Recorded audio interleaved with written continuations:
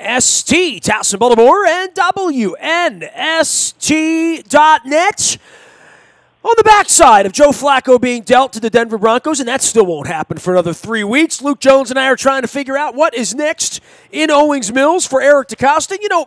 Part of this, Luke, is these are the first decisions ever made by anyone other than Ozzie Newsome. I'm interested in the structure of all of this, and we heard on Monday morning that the Redskins finished a distant second place, and they were part of the narrative as to how the Broncos got involved. And now we're going to find out where Marshall Yanda is and where Terrell Suggs is and where Eric Weddle is. But before we do any of that, the real question's about C.J. Mosley and money and the market, and we're getting up on that and the tampering part, and we got the Combine next week.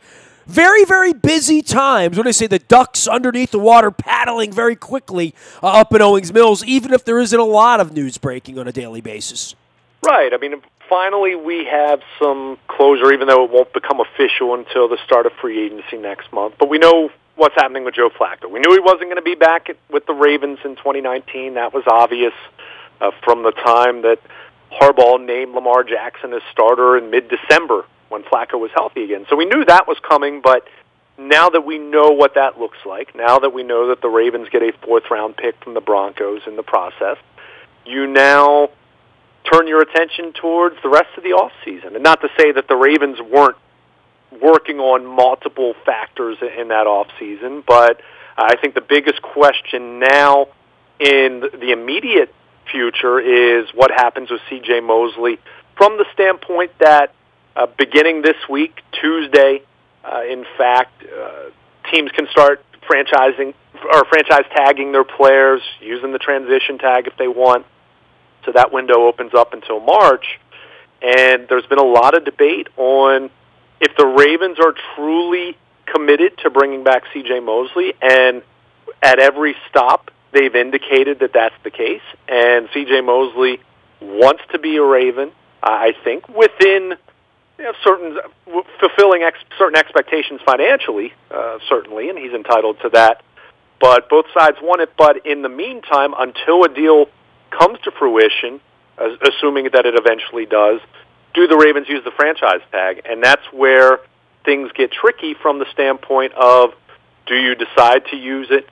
And if you do, what does that mean for the rest of your roster if you don't get a deal done immediately? I mean, we've seen the Ravens use the franchise tag before, and in virtually every case, it has ended in that player signing a long-term deal with the Ravens, but that doesn't always happen right away. And Justin Tucker was the most recent example of that 3 years ago, and that didn't happen until July. A long-term deal was struck. So you look at what the projected cap figure is supposed to be for the linebacker position, and it's skewed a little bit because outside linebackers, a.k.a. edge rushers and pass rushers, are lumped into there, but you're talking about a $15 million plus franchise tag amount for C.J. Mosley. So do the Ravens decide to use that, or are they close enough to a deal or just confident enough in their ability to get a deal done where they forego using the tag? We won't. A little while since we heard Ozzie Newsome say right player, right price. That was always his thing, right? And I don't think anybody thinks C.J. Mosley's the wrong player, but they felt that way about Ryan Jensen. They felt that way about Kelechi Assembly. They felt that way about Rick Wagner. Those were all guys who, someone else coveted a lot, was willing to give a lot of money to. C.J. Mosley's a first-round draft pick.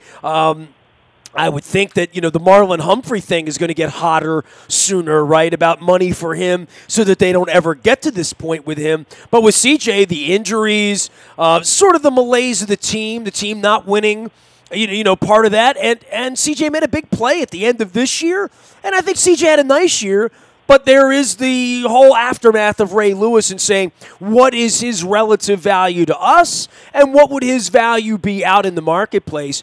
And the Ravens have had no problem parting with guys, though. And usually it doesn't get to this point for an Ed Reed or a Haloti Ngata or the guys they've wanted over the last 20 years. That's not always the case, but usually it doesn't come to this, right? usually doesn't, although there have been some guys that have hit the market. I mean, Brandon Williams is a great example of this 2 years ago, and he's the one that I keep coming back to in terms of how to look at C.J. Mosley. There was so much debate with Brandon Williams about how to what length should the Ravens go to keep him. Should they give him a $50+ million contract? If you do, how prohibitive is it then for the rest of your roster? And I think 2 years into that, I think there are a lot of people that kind of look at that deal and say, maybe that wasn't the best use of cap resources when you look at what a Michael Pierce has done, for example. Now, in the case of C.J. Mosley, he's been more accomplished from the standpoint of he's been to 4 Pro Bowls in 5 years. He's been a starter from day one. Is he Ray Lewis? No.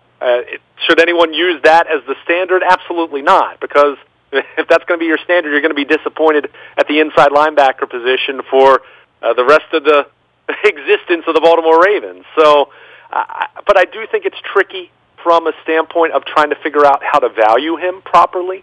It's one thing to talk about what the franchise tag amount is, and like I said, that's north of $15 million.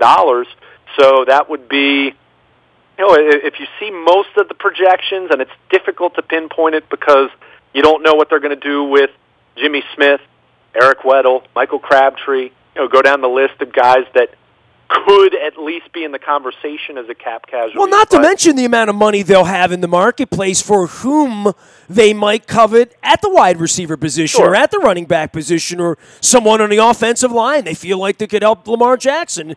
In addition to the fact that if Mosley goes to market and Tampa Bay falls in love with him, then he's now gone and you got one more giant hole. I mean, you need $15 million, but you got a big hole in your team again. Right, and that's where it's tricky because trying to figure out how to value him, it's not the easiest thing to do because you look at Luke Kuechly's deal, you look at Bobby Wagner's deal. Those were deals that were signed back in 2015. I mean, that's an eternity in terms of trying to figure out what the top of the market is for a given position. Now, inside linebackers historically haven't been paid in lucrative fashions on the open market, but all it takes is one or two teams that have an abundance of cap room to spend, and you're looking at C.J. Mosley getting perhaps a $15 million per year kind of contract. I think that's absolutely possible. Whether you think he's worth that or not, the market could dictate that he is worth that. So that's where you do come back to what you mentioned, how you need to really figure out what his value is, what's going to work, and you need to have a number for what's going to make sense for you because at the end of the day, are you willing to pay whatever it absolutely takes to keep him? Well, then how's that going to impact you? And that's where I go back to Brandon Williams. Same offseason, they signed Tony Jefferson. Now, I'm not saying Brandon Williams and Tony Jefferson are bad players. Do I think they're players that warrant the premium money that they're making?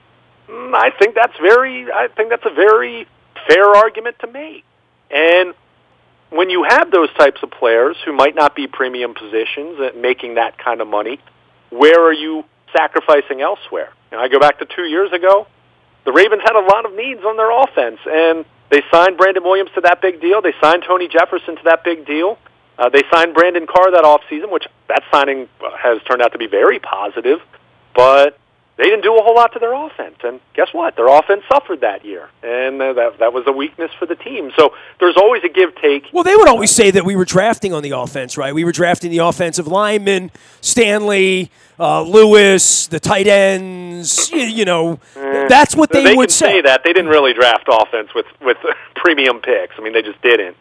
Post-Super Bowl 47, but you have to figure this out. I mean, you're not going to have a Pro Bowl player at every position. You're not going to have an abundance of cap room to spend at every position. We understand that. So I think what's interesting with this kind of being, and that's not to say that C.J. Mosley's the only domino that could fall next, but it's one that you kind of point to right away, first and foremost with the question of whether you tag him or not. But how does this look? With Eric DeCosta running the show now. I mean, you've traded Joe Flacco. Bravo on getting some value for him when there were some doubts as whether they would be able to have a trade come together. They were able to do that. But are you in a position where you are more inclined to try to keep the 2018 roster together as much as possible? Or are you looking to be a little bit more bold in making some changes and revamping, and maybe you make a couple difficult decisions, and maybe that impacts how you are on the defensive side of the ball or some aspect of your offense, but then you're going to take those resources and spend on a position of need, like wide receiver, or going out and getting a Pro Bowl caliber kind of center. If you want to go after Matt Paradis from the Broncos, for example, at the center position. I'm just throwing it out there. I mean, there are different possibilities here, but C.J. Mosley's not going to be cheap. And and the Ravens have made it clear, at least they've expressed the desire to keep him.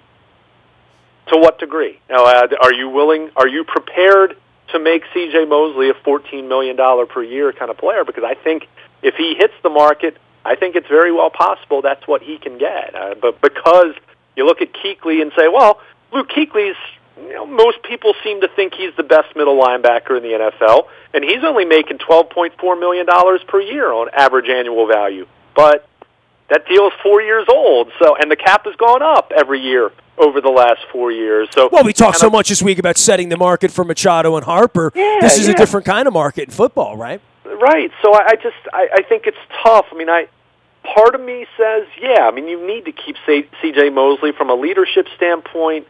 Even if he's not as great of a cover linebacker as you'd like him to be, and there's some debate about that. But he's been a Pro Bowl player. He's been a strong leader. He's still young.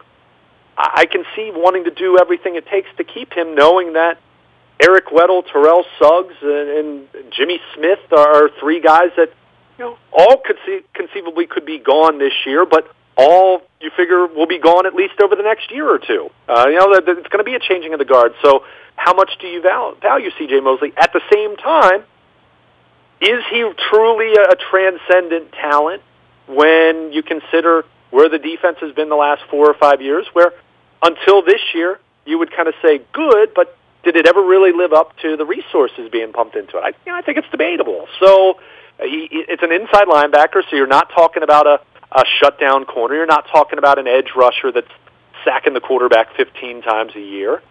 So, what is the value there? I think the value's high, but I also don't know if I'm sitting there going to say that I would sign off on just giving C.J. Mosley a blank check either. So I think that's the challenge. That's one of the really interesting decisions that Eric DeCosta and the Ravens brass is going to make this offseason, as far as to what lengths do you go to get him signed? Do you get something done before he hits the market? And then if he does hit the market, are you prepared to just pay him whatever, to be the highest bidder? Or are you going to have a number where you say, you know what, we love the player, but the price is no longer tenable for us, and we're going to have to move on. We're going to have to make some adjustments, because if you do lose C.J. Mosley, look, I like Patrick Owasso. I like Kenny Young. I think they're good young players, or they're talented young players. Yeah, if there had been an emerging C.J. Mosley, this would be a much easier situation if you felt like we're going to go to the draft and get C.J. Mosley again. But, how much of the team do you want to break up? And I think part of this is, I don't know that Suggs is coming back. I don't know that Weddle's coming back. I think Yonda's coming back. You know what I mean? Like, if I'm just going on the ticket, I never bet against Suggs. The Weddle thing, I think it's a money thing for the team and whether he can play or not. I think the Suggs thing, there might be some sentimentality to that, but I think they don't want to go giving him a bunch of money to have him break down eventually, and eventually he's going to break. Let him go play in Arizona if he wants. You know what I mean? Like, but that's me breaking the team apart and saying, you know what, we might only win 8 games this year. I don't know that Steve is there. I think John might be there. I think Eric might be there. I think John's got a new lease on life in 4 years on a deal now. And I think Eric's got some leeway to rebuild. And they did make the playoffs here. So maybe they don't feel like they need to win 13 games next year, or they need to be so desperate as to give the Weddles and the Suggs another chance to come back, or even where they are with Jimmy Smith. So I don't know what really went on down in Jupiter 3 weeks ago, right? Like when they got together with cigars and some expensive drinks, whether they really looked in the mirror and said, this isn't going to be our year. Let's gear up here. Let's shed some money. Let's shed some weight. We're shedding Flacco. We didn't shed the coach. We're still the same partnership that we've been here. We're not going to say to the fans we're not going to win 11 or 12. We're not going to call it rebuilding. But how long are we going to go with Suggs and Weddle and Yanda and Flacco? How long? And Crabtree, how long are we going to go with these guys, right? And let's face it, Nestor. I mean, even though a couple guys like Crabtree and they haven't been around as much, but I can recall we've talked about this before and we've rehashed this before. I think back to the 2016 Christmas Day game, and at that point I was wondering with this core, and if you're talking about Joe Flacco on the offensive side and some of these veteran players on the defensive side, that I wondered at that point, they were close, but are they close going forward or are they close going in reverse? And clearly every year is its own entity. And forward is when your kid is Deshaun Watson, right? Forward is when your kid is Jared Goff or Patrick Mahomes. Maybe they feel that way about Lamar Jackson. I don't know that any of those other teams, don't know. Come on, I'm not being stupid here. None of those teams would trade their guy for Lamar Jackson right now. They just wouldn't. Yeah, right. That's fair. And he was 32nd overall in the first round, not 5th, not 1st, not 3rd. So I think it's important to remember that. But I'm glad you brought up Lamar Jackson, though, because you get to a point where you say, with this core, do you feel at this point the Ravens, if they're going to win another Super Bowl at some point here, whether it's next year or within the next 3 or 4 years, is it going to be because they keep the band together on defense, or is it going to be because Lamar Jackson takes a jump and they build around him?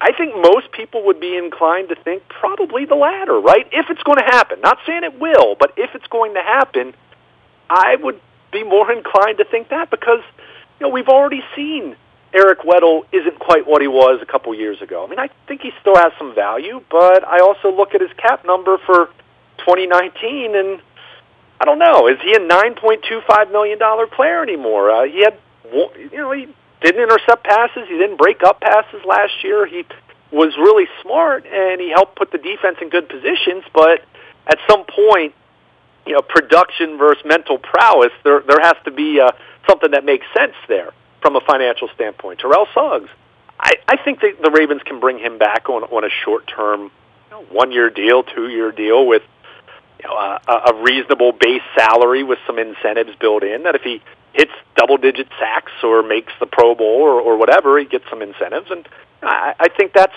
reasonable. I don't think they're breaking the bank for Terrell Suggs. But you just kind of go down the list of some of these players that have... Yeah, whatever he would be worth to the Arizona Cardinals, he's worth to them. Yeah, What would Suggs get in the market right now? He's what's he, a $4 million, $5 million? What is he? I don't know if he's much more than a $3 or $4 million player. He still played a heck of a lot. I think, to me, what's interesting with Suggs is when you kind of look at how he faded over the second half of the season. I want to say he had... I'm going off of memory here, but I think he had 5.5 sacks over the first 7 games. He looked like he was on his way to another double-digit sack season, possibly another Pro Bowl, and then he didn't do very much the rest of the way. And I think there's an argument to be made that ideally, in a perfect world, Terrell Suggs would start transitioning more into being a part-time player, and maybe he'd be a 25 or 30 snap a game kind of guy, and maybe that would allow him to give you a little more as a pass rusher. But the problem is the Ravens haven't developed at that position. First it was Kamale Correa, then Tyus Bowser, who is not trending in a good direction. Same with Tim Williams. That you kind of still need Terrell Suggs to be on the field because, well, you don't trust anyone else other than Matt Judon, who's on the opposite side. So it really does become tricky in that way, but that's where you go back to philosophically, if you're Eric DeCosta, do you view this year as you're hell-bent to get back to the playoffs and you just think that Lamar Jackson, having a full offseason under his belt and having those 8 games under his belt, is going to take a major step forward and you're more concerned about keeping your defense intact? Or is it a case where you say, you know what, maybe we need to take a half step back, one step back to go forward, and maybe we have to make a difficult call on a Suggs or a Weddle. Well, this is what we're going to find out, right? Because if they can't figure it out with Suggs and they can't figure it out with Weddle, and they don't figure it out with Mosley, well, I mean, then you would say, well, this is going to be a different kind of team this year. That being said, bro, if they bring them all back, give them all a lot of money, I don't know that I feel great about that either, right? Yeah. Yeah, and that's where it's tough. I mean, look, the Ravens had a really nice run. The second half of last year was a lot of fun. It was weird. We talked about embracing the weirdness and all of that. But when you go into a full off season now with a young quarterback who certainly has flashed and certainly has talent, and I think potential is there. And I don't buy for a second people who say that so coldly that Lamar Jackson can't throw. I have questions about him throwing, certainly, but I see talent. But how are you getting from point A to point B? And they promoted Greg Roman. Marty Morningly's out the door. Who are you bringing in terms of wide receivers? I think that's certainly a position they need to address. As is the case every year, it feels like. We haven't talked about them because we've been focused on defensive players, but do you bring back Michael Crabtree, who has a 9.33 cap figure? You could save a little over $4.5 million in cap space. But here's the sticking point is take a look at the free agent market for wide receivers. There's not a whole lot to write home about. There are a couple guys I think that are intriguing, but you don't want Antonio Brown? The Steelers aren't trading him to the Ravens. That much is certain. But I just think you look at. But the Ravens want him. That's an interesting case because there's all the talent, all of that, right? But a lot of money, a lot of baggage, a lot of money, and oh, by the way, that's not the kind of player the Ravens usually go after, but that's a guy who, if you pitch it to the fans and you say, hey, we got a guy that's going to catch 112 balls and help Lamar, and Lamar's going to throw the ball more because we have him and he's going to be open. I'm making that up, but the Ravens would tend to avoid those kinds of guys, and the Ravens tend to avoid free agents in general over 20 years, right? Like literally, they've never really been the ones signing other teams' C.J. Mosleys. I mean, there are a few examples here and there, but you're right. And I mean, I'll say this. I'd be a little, flippant and a little sarcastic and say, he's the kind of the guy they avoid because they rarely bring in good wide receivers. But certainly, I don't think it's even worth. I think the more, if we're going to talk about a potential former Steeler, I think the more interesting one to talk about would be Le'Veon Bell because he presumably is going to be on the market he's going to be a free agent. So I've heard people talk about him. Look, could he give them the receiving element that they've lacked out of the backfield since Ray Rice? Yes. But to your point, considering how the Ravens have typically valued free agents, considering the value that they got out of Gus Edwards, who was a rookie free agent, I'm more inclined to say look to the draft to get a pass-catching-minded running back to add to the equation. And I think you're probably in good shape there. But you mentioned Antonio Brown. I don't think it's worth talking about because the Steelers aren't going to trade him to the Ravens. I don't think the Steelers are releasing him because it's going to be a catastrophic cap hit on them, whether they trade him or release him. So if you trade him, you can at least get something for him, and they're not trading him to the Ravens. So it's a moot point, but it does. We'll bring it back to the big picture item that we were discussing. What is going to be the identity of this team moving forward? Are they going to continue to lean on defense, even though you look at where they've been with their core over the last few years, and it's gotten older, other than... I'm not sure what their core is. I mean, when you say that the core is over with, if the core is Suggs, Weddle, Mosley, that party, they broke that band up. I mean, if it's... To me, if you could say the core is now, if you re-sign C.J. Mosley, him, Marlon Humphrey, and Matt Judon? I don't know. I mean, Judon hasn't been a Pro Bowl player. I don't know if he becomes a Pro Bowl player, but I would at least view him in a favorable light as, say, a Jarrett Johnson, who was never the best player on the Ravens defense, but was certainly an important player of that defense for a long time. But you're right. This is a team in transition, and that's why we said last year was so strange in the sense that they were a team that wanted to win now, but they drafted a quarterback in the first round, and he ended up playing, but that was because the incumbent had gotten hurt.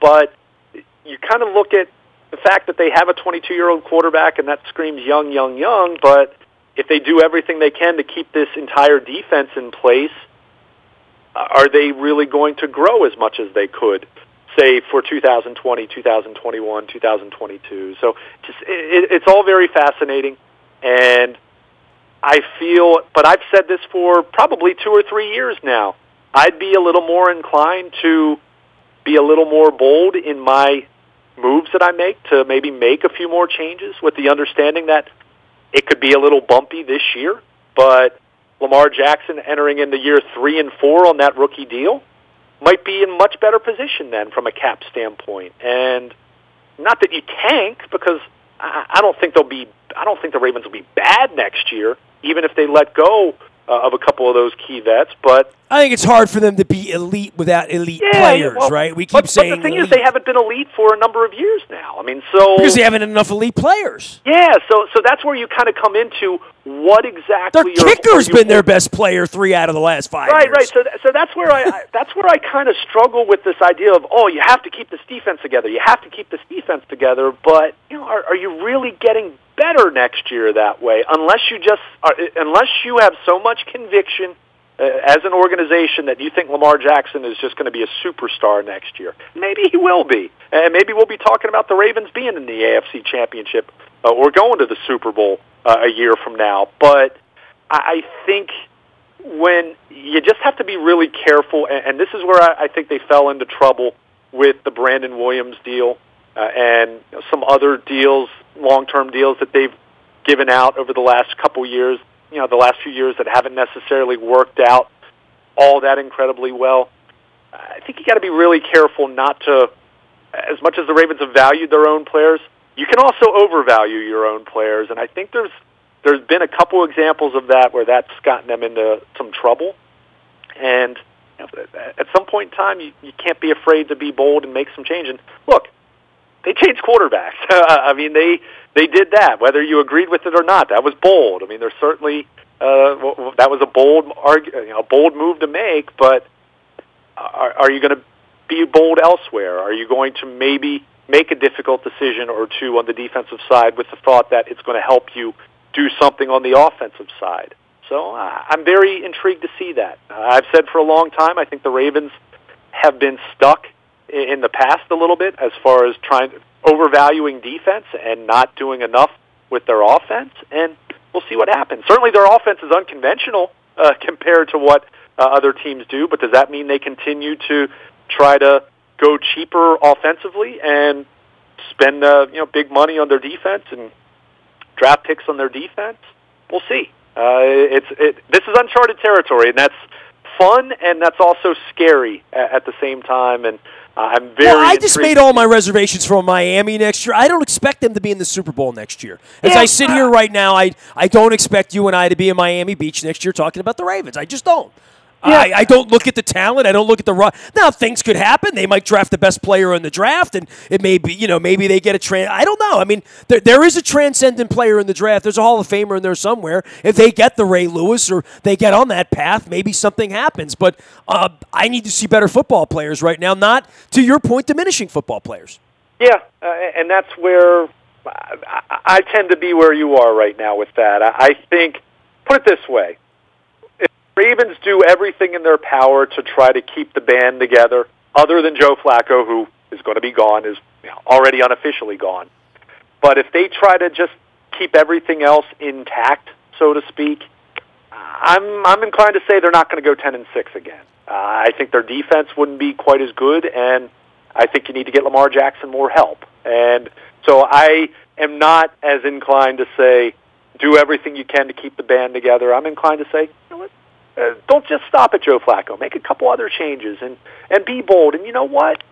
if you go 7-9, but you come away with a couple really good players in the draft who look like they're going to be studs for you for the next 5 years, and some other young players take some steps forward, boy, you might be in a position that, okay, maybe you go 7-9 in 2019, but if Lamar Jackson makes some big strides during the season and is really looking like he's ready to take off, you might go from 7-9 to 12-4 then. So, it's not as though there's this steady progression year by year necessarily. I mean, I think the Rams are a good example of that. The Rams under Jeff Fisher were terrible, and Jared Goff looked like a total bust, and then, well, they were in the playoffs a year later and then the Super Bowl 2 years later. So it can happen very quickly, but I do struggle with the idea of doing too much to keep this core intact when, let's face it, it's not as though this team has done all that particularly special things over the last 5 or 6 years to feel compelled that you have to do that. He is Luke Jones. He is Baltimore Luke out on Twitter, and Luke at WNST.net. All of our WNST coverage can be found out in the buyatoyota.com audio vault 24 hours a day. It is there. Downloadable, podcastable, listen to what you want, when you want, where you want. It's the buyatoyota.com audio vault. The morning newspaper ships digitally to your email inbox each and every morning at 7 a.m. It's all brought to you by Planet Fitness at planetfitness.com. Still $10 a month to get in the best shape of your life, guaranteed. And they are racing this week down at the Maryland Jockey Club and Laurel Park. We're one step closer to the Preakness and the Triple Crown Series as spring will be springing around the corner. But get down to Laurel, check out all the modifications and upgrades they've done down there. Great experience if you want to get down and see the ponies and bet the ponies this week at Laurel Park. Entries on the front of WNST.net as well as in our morning newspaper. Last but never least, any breaking news, if there's any trades going on, Orioles doing anything, Ravens doing anything, signing anyone, C.J. Mosley get it first on the WNST text service. That is all brought to you by Coons Ford of Security Boulevard. Dennis Colatzos will be here on Thursday from 3 until 5, driving you home. It is the SSV on WNST. I am Nestor. Nasty at WNST.net finds me. We are WNST.net, AM 1570, and WNST Towson, Baltimore, and we never stop talking Baltimore sports.